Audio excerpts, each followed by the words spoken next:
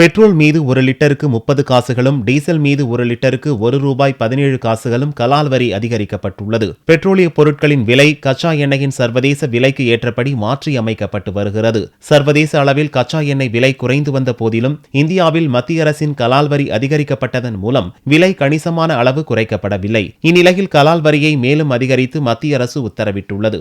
இதன் மூலம் 2500 கோடி மத்திய அரசுக்கு வரி வருவாய் கிடைக்கும் என்று கணக்கிடப்பட்டுள்ளது. இதுகுறித்து ராஜ்யசபா பேசிய மத்திய நிதியமைச்சர் அருண் ஜெட்லி, சர்வதேச அளவில் கச்சா எண்ணெய் விலை வீழ்ச்சியை 3 பயனுள்ள வகையில் மத்திய அரசால் பகிர்ந்தளிக்கப்படுவதாகவும், ஒரு பகுதி நுகர்வோருக்கும், இன்னொரு பகுதி வளர்ச்சிப் பணிகளுக்கும், 3வது பகுதி மாநில அரசுகளுக்கும் அளிக்கப்படுவதாக தெரிவித்தார். கலால் வரி உயர்வால் பெட்ரோல் டீசல் விலை உயர்வில் மாற்றமில்லை என்பது குறிப்பிடத்தக்கது.